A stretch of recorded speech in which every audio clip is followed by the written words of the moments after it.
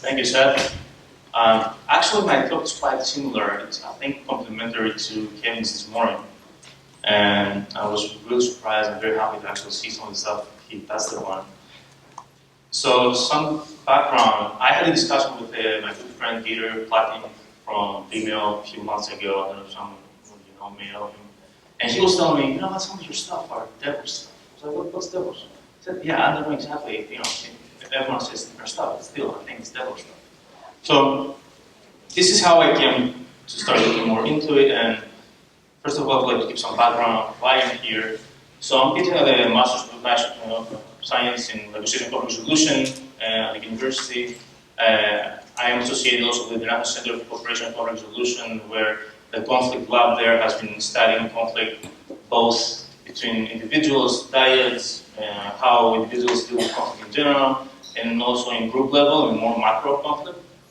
And the last thing that I'm associated with the university is the SU4, the Advanced Consortium on Cooperation, Conflict, and Complexity, which is actually kind of a network weaver between different practitioners and interdisciplinary academics in the university and outside to try to solve some complex problems, bring complexity into the equation.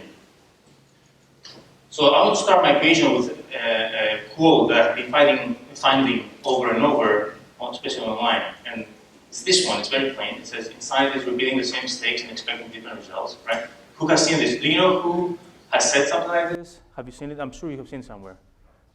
Who? Yeah, okay, close enough. So, the thing is, I keep finding with a different doctor though, like people quote this to Einstein, but actually it's not Einstein. So as soon as I find, when I first came across it, I said, it doesn't sound like Einstein. So I started digging into it and I found the actual source. So the source is a handbook from Narcotics Anonymous back in the 80s. And the main premise of the context that it's being used is for addiction, right? And for me, I loved it. It was great because I was thinking and I was relating to the quote in a different way. So I was thinking about how we are dealing with some of our chronic responses, how we go back and deal with some pressing challenges like the financial collapses, modern democracy, war, crime, organizational problems, and conflict, which we come more into the Devops stuff. So when it comes to such complex problems, have we been addicted to familiar solutions? Have we developed, as Kevin said before, familiar styles of dealing with problems without learning some basic things to begin with?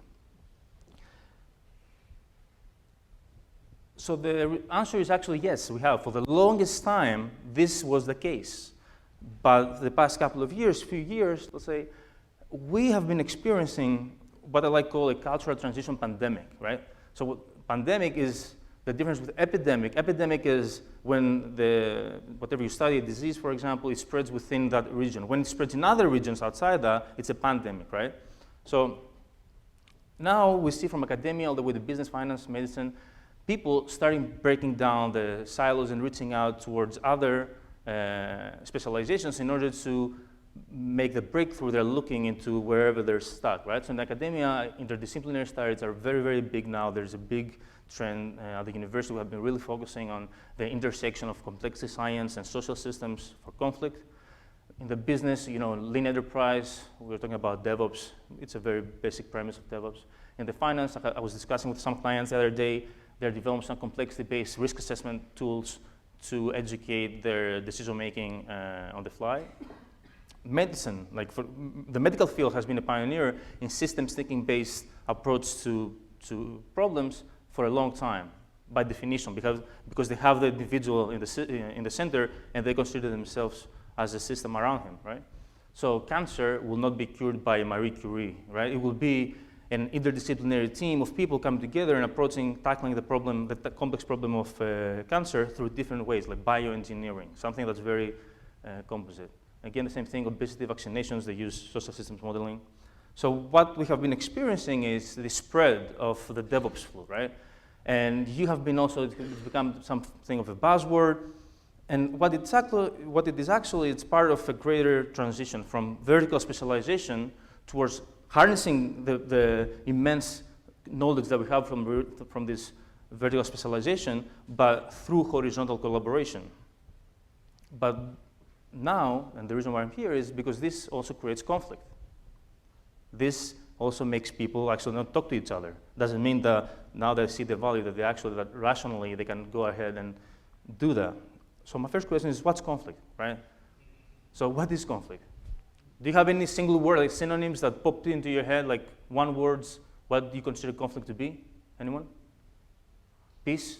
No? Sex? Something? All that stuff, like, usually because there are so many cultural connotations to violence, usually we think of traction, we think of fight, of violence. This is the main thing that comes into our mind when we're thinking about conflict.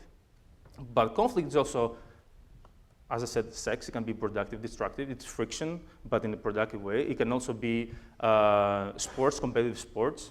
It can be progress, rejuvenation, innovation. All this stuff, they come through conflict. You need this actually friction within more than two people to actually produce something new. So there's a big distinction between productive conflict and destructive conflict. And we need to focus on the value of productive conflict. And we'll give two examples why and that could have been avoided with productive conflict. The first one is, like most of you know, that we call it groupthink.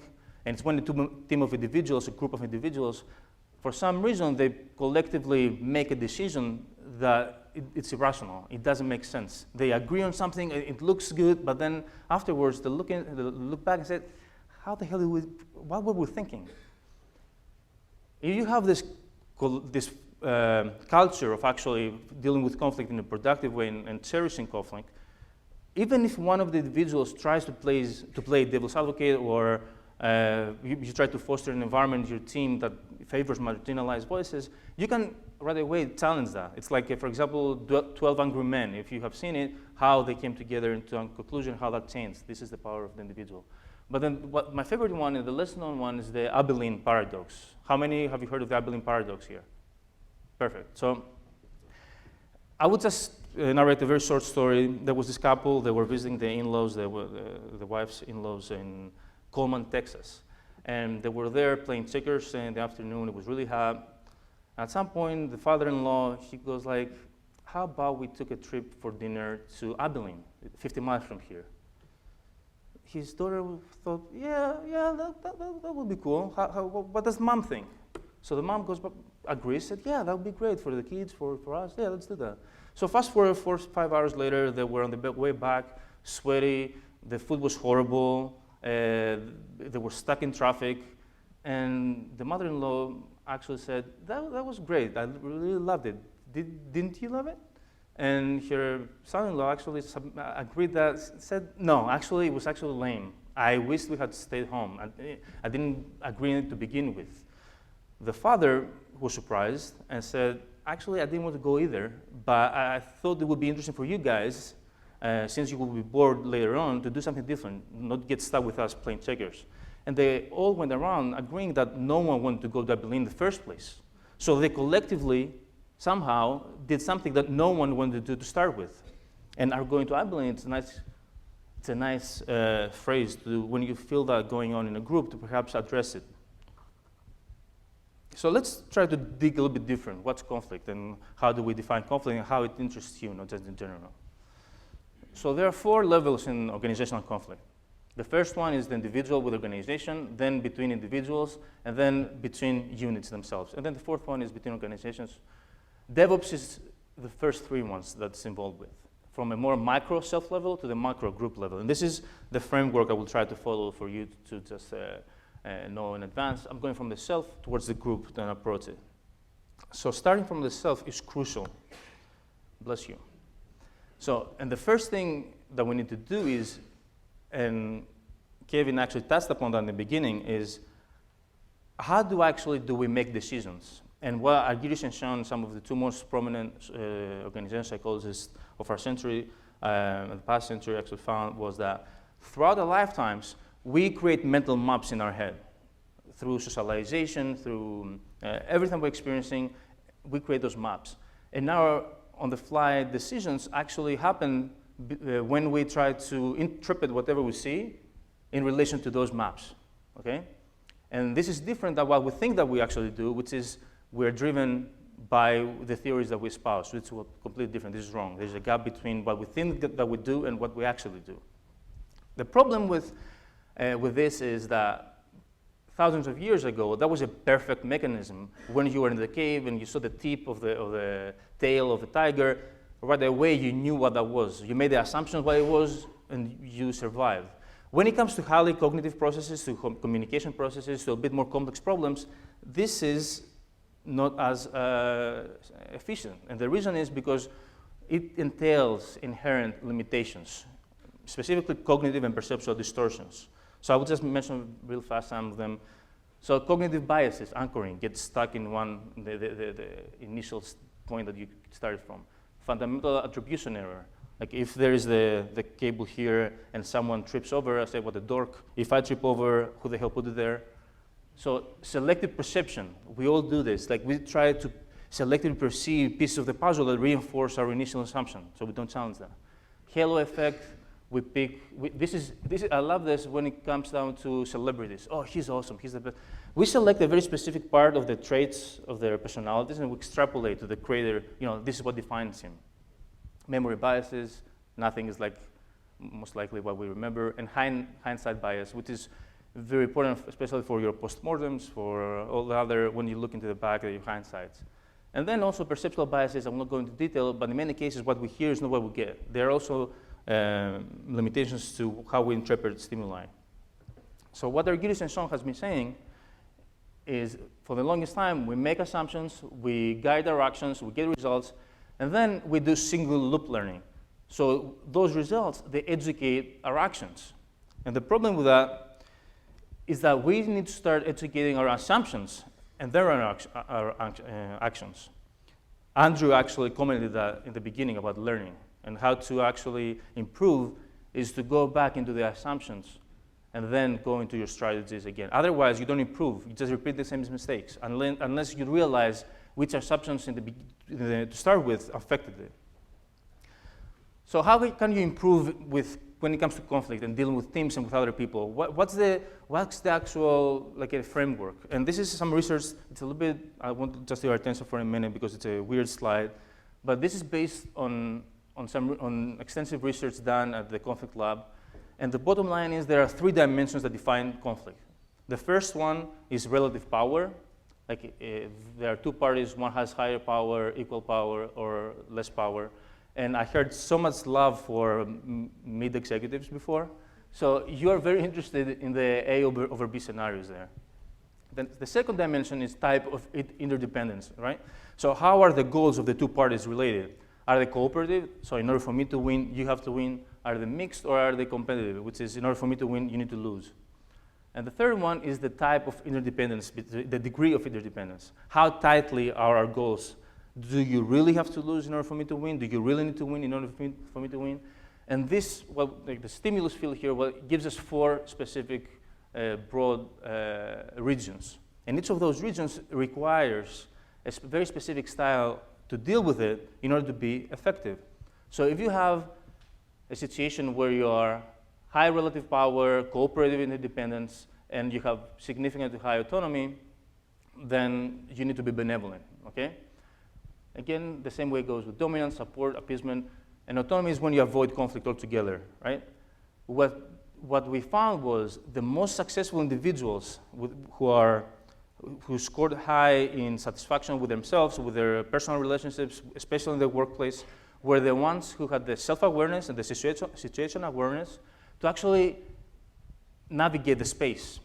So what happens is we tend to grow a preference for one of these styles. Someone might avoid all the time, someone will be very dominant all the time, but in order to be very effective, you need to actually try to reflect and get rid of that style and figure out a way to deal with the situation as it's appropriate. So we call this conflict intelligence. Mandela is a perfect example for conflict intelligence, even though I don't think it resonates for you, but still you can relate. This is more for the School of International Public Affairs, but I don't know if there's a Devops Mandela anywhere. Perhaps it's Andrew or Dubois. But still, the examples that I have here, and the link on Prezi will be online, is how he was able to demonstrate immense diversity, immense adaptivity to what the situation demanded in order to achieve his ultimate goal, even though when the style, what he actually needed to do at that point didn't come out naturally. He had to force it. So he was from extreme cases of being dominant, autonomy, even violent, even though I don't actually say anything about violence in Devops. I think you should avoid that. He also appeased a lot. He was very supportive in some of the more benevolent leaders in the jail. And he was even benevolent when he was in high power towards his opponents, because he knew that in order for South Africa to go forward, he had to bring them along. So adaptivity is crucial to start with. So it's really important to reflect upon our role in our organization with going forward. And in many ways, when you have very strong personalities, very strong people, it's really tough to do that. But having a little bit of humility and understanding our limitations is paramount. So having that as a basis, which again, it's not hippie, it's really demonstrated through a lot of data that it's crucial to do that. Let's move forward to group. So when I first started thinking about this, about DevOps and about this discussion and conflict, I came across the conflict at GitHub, with most of you know better than me, how there was, so GitHub has this really forward-thinking culture internally, and out of the blue, there was the conflict with one of the founders' wife said something, there was some harassment against one of the employees, and this whole storm just evolved over time. She left. And the reason why it was interesting for me, it was that if the same thing happened in another organization, it wouldn't have been as much of a big deal. It was specific GitHub's peculiarity in the structure that was such a, oh wow, it's like, dethroning from that. Even though that doesn't characterize the whole thing, I'm just giving a snapshot of why it was important.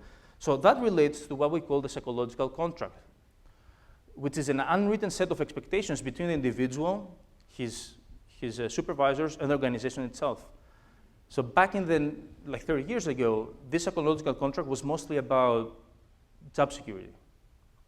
What we've seen over the years is we've transitioned towards a new contract, especially in more in fields like yours.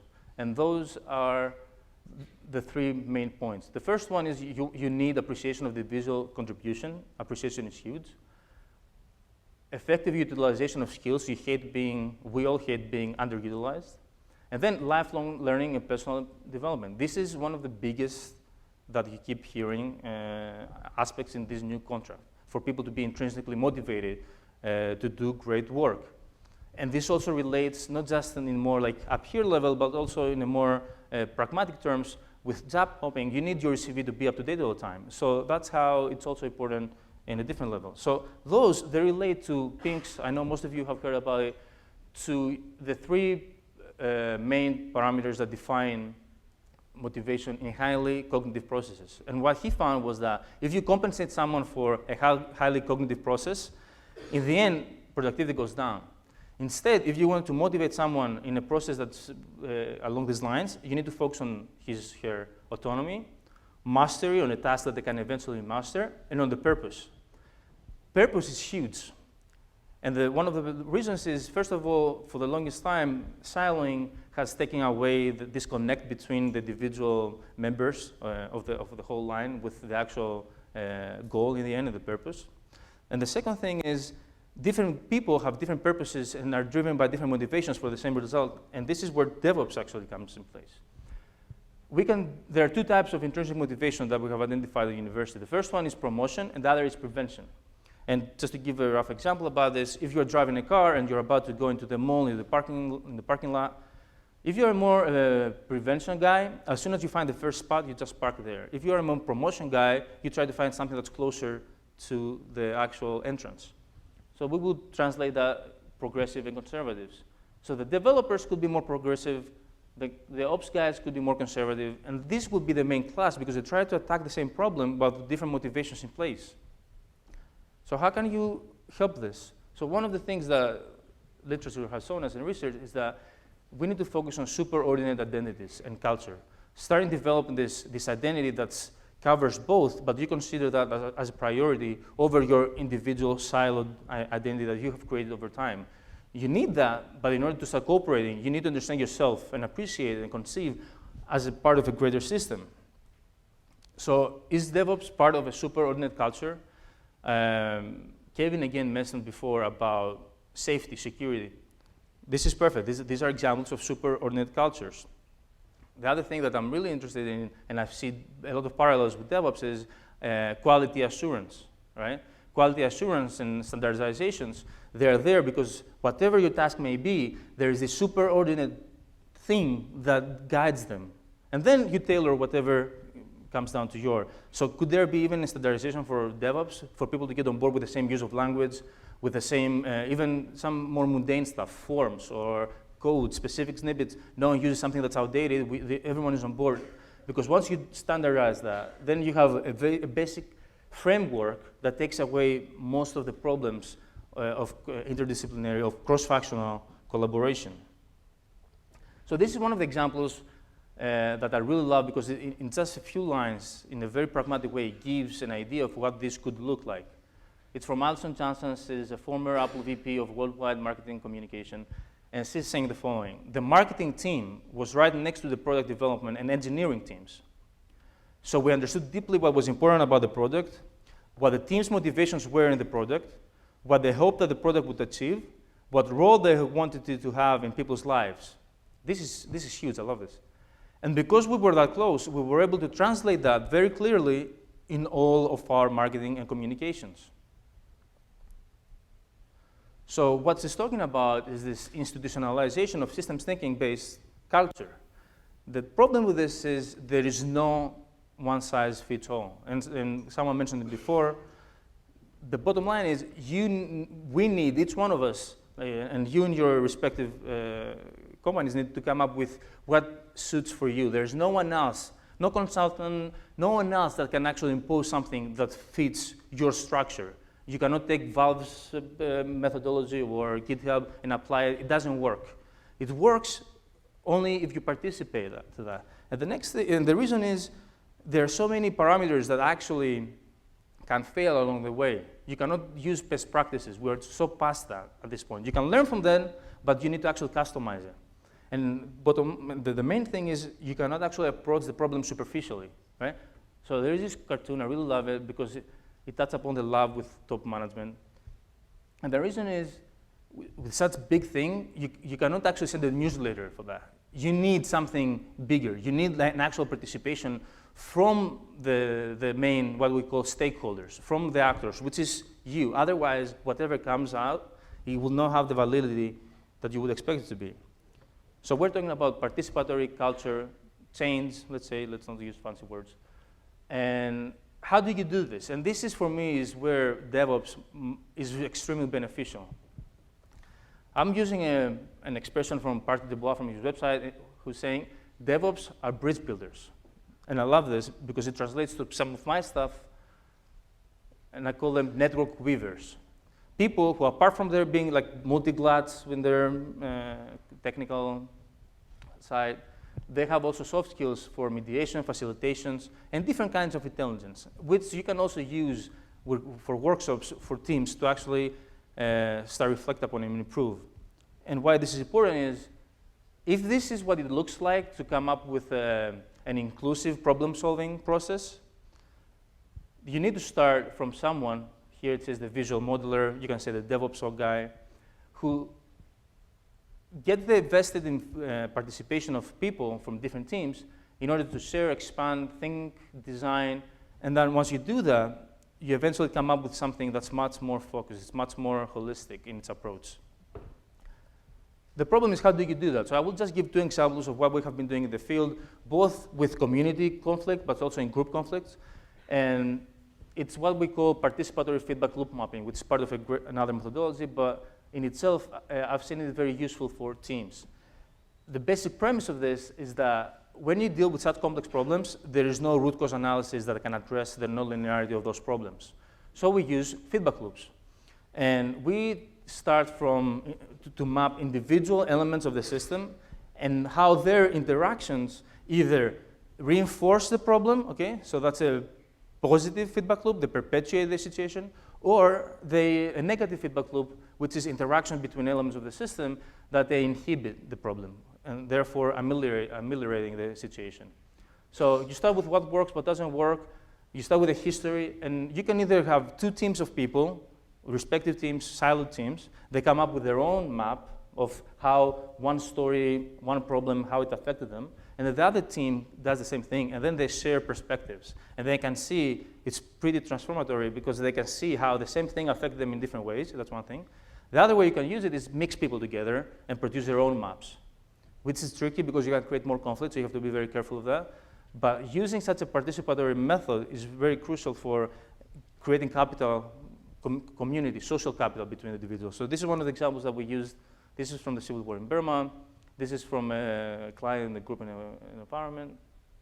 And this is something that it looks like, the map usually. This is of a really, what we call a strong, negative, malignant, resilient system, which is the conflict in Burma, but we use exactly the same thing pops up when you have conflict in offices.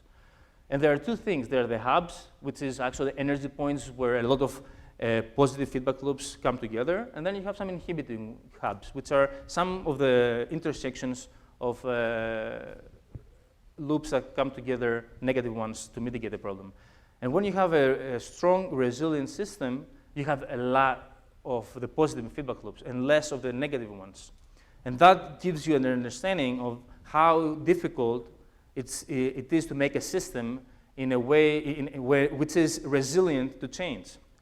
So if you are stuck in a situation over time, and DevOps, I think this is where it comes into, it is because there are so many feedback loops in the system that they are positive that make it really hard for you to actually turn it upside down.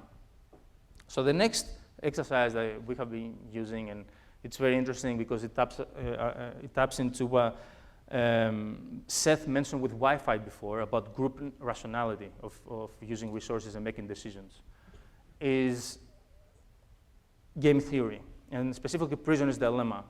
So I know most of you know about this, but I'll just go over it really quick. So prisoner's dilemma is this exercise, game theory exercises, with two individuals.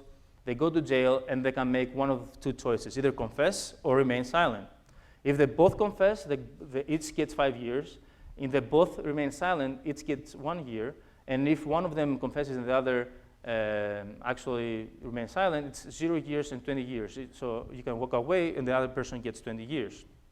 So what you can do is you can take that and translate it in an environment, in a decision, an example that has to do with your workplace, with your situation and the problems you're having with other people. That can be management of some VMs or Wi-Fi here. I like how he said before. And you do 6 iterations of the exercise. The first 2 are anonymized. You pair people up without knowing who they are paired with. So there's no communication. They don't know who they are paired with. The second one, you reveal the names, but again, there's no communication. And the third one is you actually let people discuss and negotiate for an hour, for a minute or a couple of minutes. And you make them, throughout the iterations, make it the decision, A or B, A or B, A or B, and you map them down. And what we see is, you see this generic collective gain curve, because people shift from the individual rationalization towards group rationalization. But surprisingly, even in the end, even after so much has been taking place, there are people who still go for the more individually rational decision. They just care for themselves, which is interesting as an exercise. So some key points to go forward and think about is, what's the individual role and style in dealing with groups? In so many cases, we are all guilty of being wrong, and we don't want to acknowledge that. So we all need to start from there to start reflecting and improving how can we improve our style with dealing with people, our soft skills. Because DevOps, it's all about, it's a soft skill problem. It's not a hard skill problem, it's a soft skill problem. Then, what's the environment like in your groups, in your companies?